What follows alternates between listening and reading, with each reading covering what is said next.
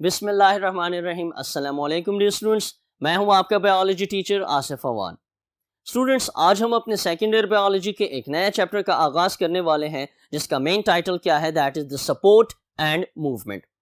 इस टाइटल के अंदर दो मेन लफ्ज आ रहे हैं, one is the support and second one is the movement, कि कैसे एक ह्यूमन बॉडी जो है वो अपने जिस्म को सहारा देती है अगेंस्ट द ग्रेविटी और डिफरेंट एक्सटर्नल फोर्सेस के खिलाफ। उसके साथ साथ कि कैसे एक ह्यूमन बॉडी जो है वो अपने डिफरेंट लाइफ फंक्शंस को परफॉर्म करने के लिए कौन कौन से फंक्शंस हैं, उनमें मूवमेंट आती है, वॉकिंग आती है, स्विमिंग है और इसी तरह बहुत सारी और मूवमेंट्स हैं। सो ये तमाम मूवमेंट्स कैसे एक ह्यूमन बॉडी परफॉर्म करती है और इसको परफॉर्म करने के लिए रिस्पॉन्सिबल कौन सी चीज़ें हैं। सो डियर स्टूडेंट्स, जो बिल्कुल स्टार्ट में आपके पास सपोर्ट के बारे में बताया गया है कि सपोर्ट एक बहुत ही ज़रूरी चीज़ है किसी भी एक ह्यूमन बॉडी को अपहोल्ड, उसको खड़ा रखने के लिए, बिल्कुल सीधा रखने के लिए और अगेंस्ट द ग्रेविटी और डिफरेंट फोर्सेस के खिलाफ बरकरार रखने के लिए। नाउडेज स्टूडेंट्स, जो सपोर्ट एक ह्यूमन बॉडी को मिलती है उसमें एक बहुत बड़ा रोल कौन अदा करता है, दैट इज द स्केलेटन, जिसको उर्दू में हम ढांचा बोलते हैं। नाउ स्केलेटन हमारे पास एक फ्रेमवर्क है, एक ढांचा है, किस चीज से बना है, from the bones and cartilage, क्योंकि अगर ये बोन्स और कार्टिलेज एक ह्यूमन बॉडी में ना होती सो दे वुड फॉल डाउन, वो नीचे गिर जाती और उनकी बॉडी अगेंस्ट द ग्रेविटी और किसी भी एक्सटर्नल फोर्स को बर्दाश्त ना कर पाती। सो डियर स्टूडेंट्स, याद ये रखना है कि ह्यूमन बॉडी को सपोर्ट कौन प्रोवाइड करता है। Human body is supported by what, it is supported by the endoskeleton and the movement is provided by what, the movement is provided by the muscles. Nowadays students, यहाँ पे आपके पास एक लफ्ज आ रहा है जिसको हम एंडोस्केलेटन बोलते हैं। Now what is endoskeleton? Skeleton actually एक फ्रेमवर्क होता है जो कि किसी भी एक बॉडी को सपोर्ट प्रोवाइड करता है। नाउ अगर यही स्केलेटन बॉडी से बाहर मौजूद होगा तो उसको हम एक्सोस्केलेटन बोलेंगे, और अगर कोई भी स्केलेटन जिस्म के अंदर मौजूद है सो वो एंडोस्केलेटन। सो एक ह्यूमन बॉडी को अगर आप गौर से देखते हैं और ऑब्जर्व करते हैं सो पता ये चलेगा कि ह्यूमन बॉडी के अंदर जो हड्डियां हैं और जो कार्टिलेज, जिसको नरम हड्डी बोलते हैं, ये एक्चुअली मेन सपोर्ट प्रोवाइड करती हैं और ये जिस्म के अंदर है, मतलब स्किन के नीचे हैं, गोश्त के अंदर बंद हैं। सो हमारा जो स्केलेटन है दैट इज व्हाट, एंडोस्केलेटन। उसके साथ साथ स्टूडेंट्स, जो मसल्स हैं वो एक्चुअली मूवमेंट प्रोवाइड करते हैं। क्यों? क्योंकि मसल्स के अंदर एक बहुत ही अच्छी प्रॉपर्टी ये है कि मसल्स जो है वो पुल हो सकते हैं और उसके साथ साथ पुश हो सकते हैं, जिसके नतीजे में मूवमेंट प्रोड्यूस होगी। For example, if you observe your hand, so ये जो रीजन है यहाँ पे हमारे पास मसल्स हैं, that are called as the biceps, और नीचे जो मसल्स हैं they are called as the triceps. Now dear students, if I lift my hand, अगर मैं अपना हैंड उठाता हूं, so जो बाइसेप्स हैं they will contract के नतीजे में हाथ ऊपर उठेगा, और जब ट्राइसेप मसल्स कॉन्ट्रैक्ट करेंगे सो हाथ नीचे जाएगा। सो ड्यूरिंग द बेंडिंग, जब हाथ नीचे जा रहा है सो जो बाइसेप हैं वो रिलैक्स कर रहे हैं और ट्राइसेप जो हैं वो कॉन्ट्रैक्ट हो रहे हैं। तो इसका मतलब कि जो मसल्स हैं वो मूवमेंट प्रोवाइड करेंगे by what mechanism, through contraction and relaxation. So students, first of all हम आते हैं इस चैप्टर के पहले पोर्शन पे जिसका ताल्लुक सपोर्ट से है, और सपोर्ट किसी भी एक ह्यूमन बॉडी को कौन प्रोवाइड करता है, support is provided by what, by the skeleton, जिसको हम ह्यूमन स्केलेटन बोलते हैं। और याद ये रखना है कि जो स्केलेटन ह्यूमन बॉडी में है that is endoskeleton. Now dear students, जो ह्यूमन स्केलेटन है it is composed of what, it is composed of bones and cartilage. जो बोन्स हैं वो हड्डियां कहलाती हैं और कार्टिलेज को हम नरम हड्डी बोलते हैं। दोनों में फर्क क्या है? दोनों में फर्क ये है कि जो बोन है it is very much hard, वो बहुत ज्यादा फोर्स को बर्दाश्त कर सकती है, जबकि जो कार्टिलेज है वो फ्लेक्सिबल होती है। For example, if you observe your ear, so जो कान है ये बेंड हो सकता है, मुड़ सकता है। क्यों? क्योंकि इसमें जो है कार्टिलेज मौजूद है, और कान जो है वो अगेंस्ट द ग्रेविटी आपके पास मौजूद है, अपनी एक शेप मेंटेन किए हुए हैं। So that is actually the support, और ये कौन प्रोवाइड कर रहा है? कार्टिलेज प्रोवाइड कर रहा है। नाउ डियर स्टूडेंट्स, बोन और कार्टिलेज को थोड़ा सा गौर से देखते हैं तो पता ये चलता है कि कोई भी जो बोन होती है उसमें आपके पास जो एक्सटर्नल लेयर है वो एक्चुअली क्या कहलाती है, that is called as the periosteum. जो एक्सटर्नल लेयर आपके पास किसी बोन के गिर्द मौजूद है दैट इज द पेरिओस्टियम, और उसके बाद जो हड्डी का सख्त हिस्सा आता है जिसको यहाँ पे डॉटेड लाइन से शो किया गया है, that is what, that is the compact bone. और कॉम्पैक्ट बोन का मतलब बहुत है स्ट्रॉन्ग। उसके साथ साथ इनसाइड द कॉम्पैक्ट बोन की अंदर वाली साइड पे आपके पास स्पॉन्जी बोन होता है। स्पॉन्जी जैसा कि आपको नाम से जाहिर है कि ये फोम की तरह होगा, स्पॉन्जी होगा। सो इसका मतलब कि जो बोन है वो बाहर से बहुत स्ट्रांग है और अंदर से उसका कुछ पोर्शन क्या है, स्पॉन्जी है। इसकी मिसाल ऐसे ही है कि जब कुर्बानी में हम जानवर ज़बह करते हैं और उनकी हड्डियों को तोड़ते हैं, सो आपने ऑब्जर्व किया होगा कि उन हड्डियों की जो बाहर वाली साइड है वो बहुत टफ होती है और बहुत स्मूथ होती है, जबकि अंदर वाली साइड पे आपको छोटी छोटी सुराखें मिलती हैं। वो एक्चुअली क्या है, that is the spongy bone. Now dear students, इस स्पॉन्जी बोन के अंदर मजीद अंदर जाएंगे, सो हमारे पास क्या होगा, we will have a yellow marrow. We will have what, a yellow marrow. जो हड्डियां हैं, हड्डियों के अंदर एक नरम सा गूदा होता है जिसको हम मैरो बोलते हैं और इसको खाया भी जाता है। So dear students, that is a general introduction about the bone. लेकिन अगर हम कार्टिलेज को देखते हैं, सो कार्टिलेज जो है वो बहुत ही ज्यादा सॉफ्ट होती हैं as compare to the bone. उसकी वजह यह है कि जो कार्टिलेजेस हैं उनमें आपके पास जो एक्सटर्नल लेयर है, जो कार्टिलेज की बिल्कुल बाहर वाली लेयर है, that is called as what, that is called as perichondrium. Perichondrium. जबकि बोन की एक्सटर्नल साइड पे जो लेयर है, that is what, that is the periosteum.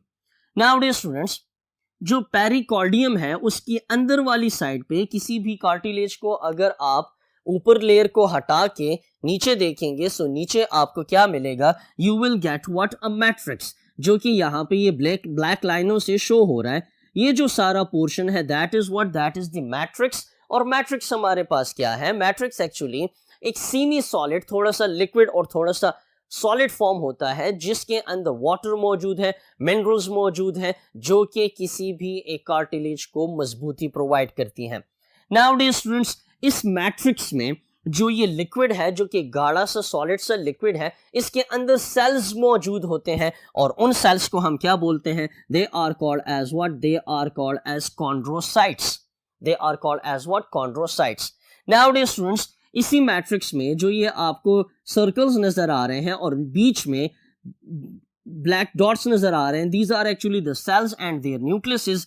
ये तमाम के तमाम सेल्स जो हैं वो इस मैट्रिक्स में पड़े हुए हैं और इस मैट्रिक्स के अंदर ये आपको जो ब्लू लाइंस नजर आ रही हैं, ये these are actually what, these are the fibres. और ये कौन सी फाइबर्स हैं, they are actually what, they are the collagen fibres. So it means कि जो कार्टिलेज है, it is very much simple from the bone and it consist of the cells which are called as chondrocytes. और वो chondrocytes जो है वो घुसे हुए हैं, एम्बेडेड हैं। एम्बेडेड है किस चीज में, मैट्रिक्स में। और जो मैट्रिक्स है उसके अंदर क्या मौजूद है, कोलेजन फाइबर्स मौजूद है और उसके साथ साथ इनऑर्गेनिक मटेरियल भी मौजूद है।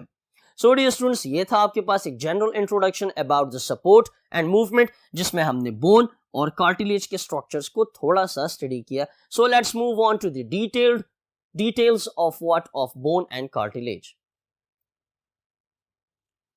नाउ डियर स्टूडेंट्स, जो सपोर्ट है वो बोन्स और कार्टिलेज प्रोवाइड करती हैं। Now let's move on to the details of cartilage. Students, cartilage क्या है, कार्टिलेज एक्चुअली एक टाइप ऑफ कनेक्टिव टिश्यू है जो कि बहुत सारे सेल से बनी होती है और उन सेल्स को हम क्या बोलते हैं, they are called as what, chondrocytes. Now dear students, जो कॉन्ड्रोसाइट्स हैं ये एक्चुअली मौजूद होती हैं एक मैट्रिक्स में, एम्बेडेड होती हैं एक मैट्रिक्स में। हम कह सकते हैं कि मैट्रिक्स आपके पास क्या है, एक semi solid gel like material है जिसमें सेल्स जो हैं वो पड़े हुए हैं। नाउ ये जो मैट्रिक्स है इसके अंदर क्या मौजूद है, इसके अंदर हमारे पास मौजूद है एक type of protein which is called as what, which is called as collagen type 2। नाउ कहीं पे भी जब कोलेजन का नाम आप सुनेंगे तो आपके जहन में आ जाना चाहिए कि ये वो प्रोटीन है जो कि स्ट्रेंथ प्रोवाइड करती है। सो कार्टिलेज गो के फ्लेक्सिबल हैं but they are very tough, बहुत सख्त हैं, मतलब किसी भी फोर्स को ये रेजिस्ट कर सकते हैं। उसके साथ साथ डियर स्टूडेंट्स, जो कार्टिलेजेस हैं ये हमारे पास वो टिश्यूज हैं जिनमें कोई भी ब्लड कैपिलरीज जो हैं वो मौजूद नहीं होती। क्यों? क्योंकि जो ब्लड कैपिलरीज हैं वो एक्चुअली टिश्यूज के अंदर गई होती हैं। For example, if you look at your eye, so eye के अंदर आपको छोटी पतली पतली सी रगें नजर आएंगी, दे आर एक्चुअली कैपिलरीज जो कि आंख के अंदर टिश्यूज में गई हैं। और होगा क्या कि ये जो कैपिलरीज हैं they will transport the food, oxygen to hold the cells, वहां से वेस्ट मटेरियल कलेक्ट करेगा और वापस वेन्स की तरफ लाएगा। लेकिन जो कार्टिलेजेस हैं इनमें कोई भी ब्लड वेसल्स मौजूद नहीं होती हैं, जिसकी वजह से कार्टिलेज को transport of food materials, transport of waste materials and transport of respiratory gases जो हैं वो बहुत स्लो होती हैं, और इस प्रोसेस को हम क्या बोलते हैं? This process is called as what? This is called as diffusion. Now students, चूंकि कार्टिलेजेस में ब्लड कैपिलरीज नहीं है, जिसकी वजह से फूड मटेरियल की ट्रांसपोर्ट अच्छी नहीं होगी, तो अगर कार्टिलेजेस कभी जख्मी हो जाते हैं तो इनका जो हीलिंग प्रोसेस होगा वो बहुत ही ज़्यादा स्लो होगा। उसकी वजह क्या है कि हीलिंग प्रोसेस के लिए आपको हीलिंग मटेरियल चाहिए, और उन मटेरियल की ट्रांसपोर्ट कार्टिलेज में बहुत स्लो होगी थ्रू द डिफ्यूजन, क्योंकि ब्लड कैपिलरीज डायरेक्टली न्यूट्रिएंट्स को पहुंचा नहीं पाती। उसके साथ साथ डियर स्टूडेंट्स, जो कार्टिलेजेस हैं ह्यूमन डेवलपमेंट में, एक ह्यूमन बॉडी की डेवलपमेंट में देखा यह गया है कि जो कार्टिलेजेस हैं they are replaced by what? They are replaced by the bones. कैसे? जब एक नौजायदा बच्चा जैसे ही पैदा होता है, सो वो उसकी बॉडी जो है वो खड़ी नहीं हो सकती, वो चल नहीं सकता। क्यों? क्योंकि उसकी जो हड्डियां हैं वो इतनी स्ट्रांग नहीं होती कि उसके वजन को अगेंस्ट द ग्रेविटी संभाल सकें। इसी तरह डियर स्टूडेंट्स, जो बच्चे हैं उनके अंदर जो कार्टिलेज है उनकी तादाद बहुत ज्यादा होती है, they are very much soft. इसी तरह जो स्कल है, स्कल की भी कुछ रीजन्स में बोन फुली डेवलप नहीं हुआ होता, कार्टिलेजेस मौजूद होती हैं। नाउ जो बच्चा जो है वो फूड और अपनी न्यूट्रिएंट्स पूरी करता है, सो वक्त के साथ साथ उसकी बॉडी के अंदर जो कार्टिलेजेस हैं वो बोन्स में चेंज होना शुरू हो जाते हैं, और फिर वो बच्चा जो है वो चल सकता है, खड़ा हो सकता है और किसी भी वजन को बर्दाश्त कर सकता है। सो डियर स्टूडेंट्स, ये है हमारे पास कार्टिलेजेस जो कि बोन्स में कन्वर्ट हो सकते हैं ड्यूरिंग द डेवलपमेंट और during the development of the human body. Now dear students, human body के अंदर कुछ फ्यू कार्टिलेजेस हैं, बहुत थोड़ी कार्टिलेजेस हैं, लेकिन याद ये रखना है कि यहाँ पे ह्यूमन बॉडी से मुराद क्या होगी? एक एडल्ट ह्यूमन बॉडी होगी, क्योंकि किसी बच्चे के अंदर कार्टिलेजेस ज्यादा होते हैं। नाउ डियर स्टूडेंट्स, जो कार्टिलेजेस हैं ये उन जगहों पर मौजूद है जो कि जरूरी है किस चीज के लिए? For flexible support.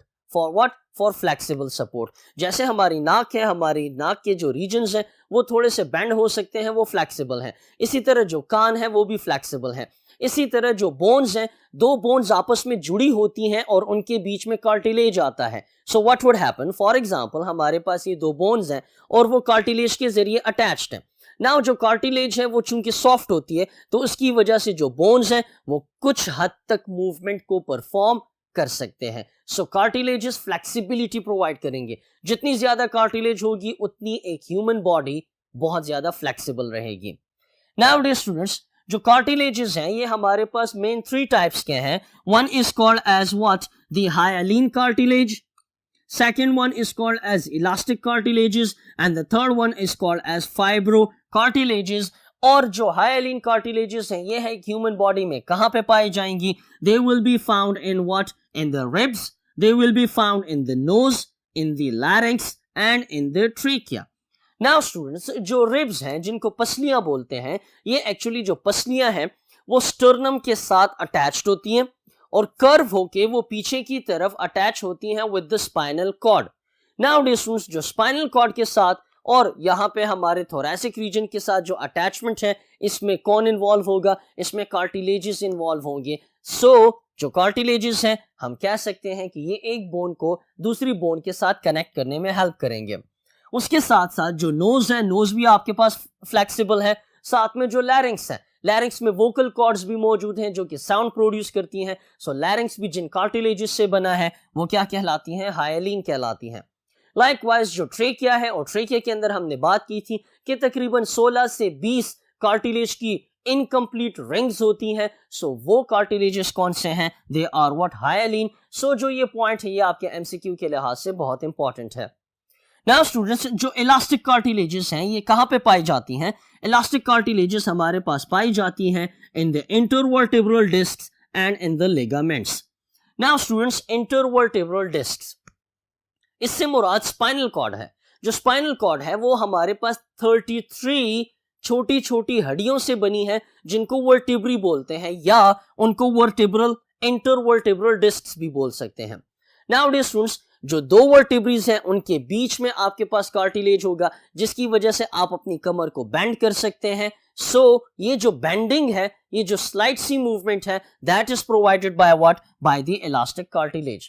Now dear students, जो फाइब्रोकार्टिलेजेस हैं ये एक्चुअली वो कार्टिलेजेस हैं जो कि पाई जाती हैं इन द एक्सटर्नल एयर और उसके साथ साथ एपिग्लॉटिस में। एक्सटर्नल एयर, जो कान है इसका जो एक्सटर्नल ये पोर्शन है जिसको हम पिन्ना बोलते हैं, it is what? It can be bend, it can be, हम इसको मरोड़ सकते हैं, सो एक्चुअली फ्लेक्सिबल है। सो यहाँ पे जो कार्टिलेज पाई जाती है that is called as what? Fibrocartilage. Now dear students, उसके साथ साथ जो फाइब्रोकार्टिलेजेस हैं they are found in what? In the epiglottis. और एपिग्लॉटिस को हमने फर्स्ट चैप्टर में डिस्कस किया था जिसमें हमने ये कहा था कि एपिग्लॉटिस एक्चुअली आपके पास वो कार्टिलेज हो जो कि प्रिवेंट करती है फूड की entry into the trachea. So trachea जो है रिस्पायरेटरी सिस्टम की जो पाइपलाइन है उसमें फूड की एंट्री को रोकता कौन है? That is the epiglottis. Now dear students, ये जो तमाम के तमाम कार्टिलेजेस डिफरेंट लोकेशंस पर मौजूद हैं, ये एक्चुअली एक दूसरे से फंक्शन और स्ट्रक्चर में थोड़ी सी डिफर करती हैं। और इसकी डिफरेंस की मेन वजह क्या है? इनका स्ट्रक्चर, कि ये जिन सेल्स से बने हैं उसमें उन सेल्स की अरेंजमेंट क्या है। सो डियर स्टूडेंट्स, इनकी जो सेल अरेंजमेंट है उसको थोड़ा इस डायग्राम से समझने की कोशिश करते हैं। स्टूडेंट्स, यहाँ पे इस डायग्राम में जो आपको ये सारे का सारा ब्लैक लाइंस जो नजर आ रही हैं, that is what? That is actually the matrix. इसको आप कंसिडर क्या करें कि ये जो ब्लैक लाइंस हैं that is what? That is the matrix. और इस मैट्रिक्स में हमारे पास क्या मौजूद है? इस मैट्रिक्स में हमारे पास ये सेल्स मौजूद हैं। यहां पे आपको सेल्स ये सारे नजर आ रहे हैं। अब इसी डायग्राम को अगर हम तीन मेन पोर्शंस में डिवाइड करते हैं, सो इसको हम यहां पे ये पोर्शन और ये थर्ड पोर्शन आपके पास बन जाता है। नाउ इन तीनों पोर्शंस को अगर आप गौर से देखते हैं, सो यहां पे आप ऑब्जर्व ये करेंगे कि इस पोर्शन में कॉन्ड्रोसाइट्स जो हैं वो मैट्रिक्स में एम्बेडेड तो है, लेकिन उसके साथ साथ बहुत सारी फाइबर्स भी मौजूद हैं। फाइबर्स जो कोलेजन फाइबर्स हैं वो बहुत बड़ी तादाद में मौजूद हैं। सो ये एक्चुअली कौन सी कार्टिलेजेस हैं? दे आर इलास्टिक, क्योंकि जो इलास्टिक कार्टिलेजेस हैं they are found in what? In the intervertebral discs and ligaments, जिसकी वजह से मूवमेंट थोड़ी ज्यादा होती है। सो इनको सपोर्ट भी ज्यादा चाहिए और कोलेजन इनको स्ट्रेंथ प्रोवाइड करता है। उसके साथ साथ डियर स्टूडेंट्स, अगर आप इस सेकंड पोर्शन में देखते हैं जहां पे आपको मैट्रिक्स में 3 कॉन्ड्रोसाइट्स नजर आ रहे हैं, लेकिन इनमें जो फाइबर्स मौजूद हैं वो एक दूसरे के साथ लूजली अटैच्ड हैं। सो इस किस्म की जो कार्टिलेज है that will be called as what? Fibrocartilage. Now third section को अगर हम देखते हैं, सो इसमें जो कॉन्ड्रोसाइट्स हैं वो एक दूसरे के साथ अटैच्ड हैं और साथ साथ में कोलेजन फाइबर्स भी मौजूद हैं। ये एक्चुअली कौन सी कार्टिलेज है? That is what? That is the hyaline cartilage.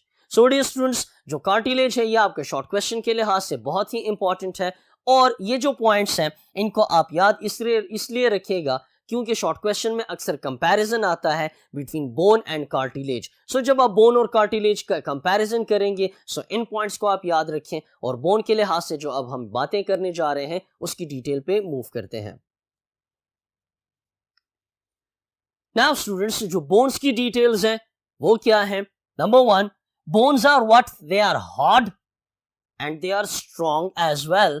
उसके साथ साथ जो बोन्स हैं they are a type of connective tissue और बोन्स की सबसे बड़ी प्रॉपर्टी क्या है? That it can resist pressure को ये बर्दाश्त कर सकती हैं। फॉर एग्जाम्पल, आप कोई भी 5 kg का वजन उठाते हैं सो हाथों की वजह से, सो हाथ जो है वो 5 kg के लोड को अगर पिक कर रहे हैं, सो एक्चुअली प्रेशर कहां पे पड़ रहा है? To the bones. So bones जो है इस प्रेशर को बर्दाश्त कर सकते हैं। उसके साथ साथ डियर स्टूडेंट्स, जब हम डिफरेंसेस की बात करते हैं between the bones and cartilage, so cartilage में हमारे पास कोलेजन टाइप 2 पाई जाती है, जबकि जो बोन्स हैं इसके अंदर कौन सी कोलेजन पाई जाती है? That is collagen type 1। So as a MCQ इसको आप याद रखिएगा। नाउ स्टूडेंट्स, अगर हम बोन्स की डिटेल में जाते हैं और इसको डायग्राम से समझने की कोशिश करते हैं तो पता ये चलता है कि कोई भी जो एक बोन का पीस है, लेट्स सपोज ये आपके पास एक बोन का पीस है, सो इस बोन के पीस के अंदर डिफरेंट कंपोनेंट्स मौजूद हैं जो कि फुल एक बोन के स्ट्रक्चर को डेवलप कर रहे हैं। सो उसमें हमारे पास क्या मौजूद है? We have what? We have the different types of cells. Number 1 osteoblasts, number 2 osteoclasts, and number 3 osteocytes, and number 3 osteocytes. Nowadays students, इस डायग्राम में अगर आप देखते हैं तो पता ये चलेगा कि ये हमारे पास एक फुल बोन है और इस बोन को सप्लाई हो रही है ब्लड वेसल्स के जरिए। तो इसका मतलब कि जो बोन्स हैं उनके अंदर ब्लड वेसल्स मौजूद होती हैं, जबकि कार्टिलेज में कोई भी ब्लड वेसल मौजूद नहीं होती। नाउ स्टूडेंट्स, जो ये पोर्शन आपको बोन का नजर आ रहा है तो इसमें actually different types of cells हैं जो कि आपको ये ब्लैक डॉट्स से नजर आ रहे हैं। ये ब्लैक डॉट्स एक्चुअली न्यूक्लियस को शो कर रहे हैं। So they are what? They are present on the boundaries. इसी तरह यहां पर अगर आप इन सेल्स को नोट करते हैं, सो ये जो सेल्स हैं ये भी एक्चुअली इनमें ब्लैक डॉट्स न्यूक्लियस को शो कर रहे हैं और इन सेल्स से कुछ फाइबर्स जो हैं वो बाहर निकली हुई हैं। तो इसका मतलब कि ये वो सेल्स हैं जिनकी एक्सटेंशंस मौजूद हैं। जिनकी क्या मौजूद हैं? एक्सटेंशंस, कुछ तारे मौजूद हैं इन सेल्स में। उसके साथ साथ यहां पे अगर आप इस पोर्शन को देखते हैं तो ये हमारे पास एक्चुअली वो सेल है जिसके अंदर बहुत सारी डॉट्स मौजूद हैं और ये बहुत सारे डॉट्स क्या शो कर रहे हैं? They are showing what? They are showing the nuclei. So students, इस डायग्राम से पता ये चला कि बोन के अंदर जो बोन टिश्यू है उसमें 3 टाइप ऑफ सेल्स पाए जाएंगे। 3 टाइप ऑफ सेल्स पाए जाएंगे ना। वो सेल्स जो कि बिल्कुल बाउंड्रीज पे मौजूद हैं, they are called as what? They are called as the osteoblasts. जो ऑस्टियोब्लास्ट्स हैं दे आर मोनोन्यूक्लिएटेड, मतलब ये वो सेल्स हैं जो कि एक सिंगल न्यूक्लियाई इनमें मौजूद होता है।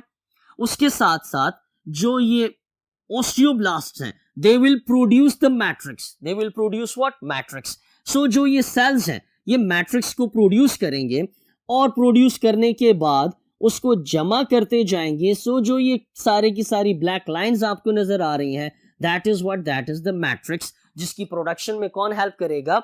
ऑस्टियोब्लास्ट। उसके साथ साथ जो ऑस्टियोब्लास्ट हैं वो इस मैट्रिक्स को मिनरलाइज भी करते हैं। मिनरलाइज का मतलब कि मिनरल्स प्रोवाइड करते हैं, न्यूट्रिएंट्स प्रोवाइड करते हैं। साथ साथ में जो ऑस्टियोब्लास्ट हैं इनको हम इमेच्योर बोन सेल्स बोलते हैं। ये वो बोन सेल्स हैं जो कि फुली मैच्योर नहीं है। फुली मैच्योर सा मतलब कि ये इतने हार्ड नहीं है। उसके साथ साथ जो ऑस्टियोब्लास्ट्स हैं इनके अंदर एक प्रॉपर्टी ये है कि जब ये ऑस्टियोब्लास्ट जो हैं ये फुल अपने पैदा किए हुए मैट्रिक्स में जब बंद हो जाते हैं, अपने पैदा किए हुए मैट्रिक्स में जब ये बंद हो जाते हैं, सो यही ऑस्टियोब्लास्ट जो हैं ये आखिर में डेवलप होते हैं into what? Into osteocytes. They develop into what? They develop into osteocytes. So ये पॉइंट आपको याद रखना है।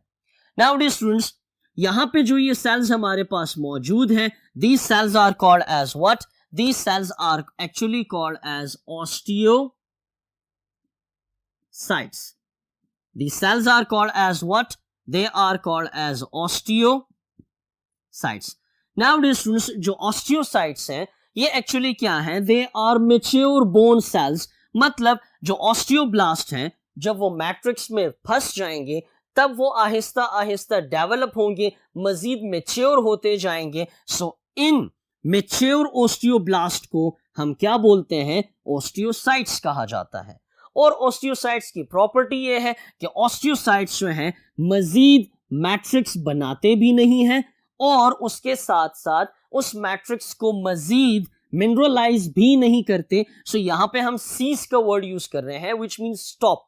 सो ऑस्टियोब्लास्ट मैट्रिक्स बनाएंगे, उनको मिनरलाइज करेंगे, साथ साथ में वो ग्रो करते जाएंगे, डेवलप होते जाएंगे। जैसे ही वो मैच्योर होंगे तब हम उनको ऑस्टियोसाइट्स बोलेंगे जो कि मजीद मैट्रिक्स की प्रोडक्शन और मिनरलाइजेशन नहीं करेंगे। साथ साथ में जो ऑस्टियोसाइट्स हैं ये विद द टाइम डेवलप कर लेती हैं, कुछ एक्सटेंशंस डेवलप कर लेती हैं जो कि आपको यहां पे ब्लैक तारों से नजर आ रही है। ये जो एक्सटेंशंस हैं इन एक्सटेंशंस के नतीजे में जो ओस्टियोसाइट्स हैं वो कनेक्टेड होते हैं with what, with osteoblast, and they are also connected with what, with osteoclasts. They are also connected with osteoclast. So जो ये एक्सटेंशंस हैं they are very much necessary for what, for the communication between osteocytes, osteoblasts and osteoclasts. Nowadays students, जो osteocytes हैं इनका function क्या आता है कि ये एक्चुअली बोन के स्ट्रक्चर को, साथ साथ में बोन की मिनरलाइजेशन को, और साथ साथ में बोन के अंदर जो कैल्शियम लेवल्स हैं उनको मेंटेन रखने में हेल्प करता है, जिसकी वजह से जो बोन है वो बहुत ही ज्यादा हार्ड और स्ट्रांग हो जाती है. साथ साथ में डियर स्टूडेंट्स, जो ऑस्टियोसाइट्स हैं जब ये किसी भी बोन को स्ट्रेंथ प्रोवाइड करती हैं तो इसकी वजह से क्या होगा कि जो ऑस्टियोसाइट्स हैं वो कंट्रोल में रखती हैं बोन्स के रिस्पॉन्सेस को, किसी भी किस्म के स्ट्रेस के लिए, किसी भी किस्म के वजन को बर्दाश्त करने के लिए, किसी भी किस्म के वजन को उठाने के लिए. सो जो रेजिस्टेंस है वो कौन प्रोवाइड करेगा? They will be provided by the osteocytes. Now dear students, third हमारे पास जो सेल जो कि बोन का टिश्यू बना रहा है, that is what, that is the osteoclasts. जो ओस्टियोक्लास्ट्स हैं they are what, they are large in size. इनका जो साइज है वो क्या होता है, वो लार्ज होता है, और उसके साथ साथ इनमें एक न्यूक्लियस की बजाय बहुत सारे न्यूक्लियसेस होते हैं. Therefore they are what, they are multi nucleated. और इन सेल्स का जो फंक्शन है वो मैक्रोफेजेस की तरह है. जो मैक्रोफेजेस हैं ये एक्चुअली वो इम्यून सेल्स होते हैं जो कि फैगोसाइटोसिस को परफॉर्म करते हैं. और फैगोसाइटोसिस वो ईटिंग प्रोसेस है जिसके जरिए कोई भी सेल किसी सॉलिड मटेरियल को अपने साइटोप्लाज्म में अंदर इनगल्फ करता है और लाइसोसोम्स उनकी ब्रेक डाउन करते हैं. सो जो ओस्टियोक्लास्ट्स हैं they are much similar to macrophages which perform what, they perform a function which is called as bone resorption, which is called as what, bone resorption. Now dear students, जो bone resorption है इसका मतलब ये है कि अगर for example हमारे पास कोई भी हड्डी में फ्रैक्चर आ जाता है तो उसकी वजह से मसल्स के अंदर टाइनी बोन्स रह जाती हैं ना. वो जो बोन्स हैं वो एक्चुअली एक्स्ट्रा पार्टिकल्स होते हैं या एक्स्ट्रा जर्रे होते हैं उस टूटी हुई हड्डी के जो कि जिसको जुड़ना है. सो व्हाट वुड हैपन कि जो ओस्टियोक्लास्ट्स हैं वो आएंगे और उन बोन पीसेस को खत्म करेंगे क्योंकि उनकी वो ईटिंग करेंगे. सो इस वजह से इस प्रोसेस को हम क्या बोलते हैं, बोन रिजॉर्प्शन होगी. जिसमें कौन सा प्रोसेस होगा, जिसमें रिमूवल होगा मिनरलाइज्ड मैट्रिक्स का, और जो बोन का ऑर्गेनिक पार्ट है वो तमाम का तमाम रिमूव होगा, उसकी ईटिंग होगी, उसकी इनगल्फिंग होगी, जिसको हम फैगोसाइटोसिस बोलते हैं.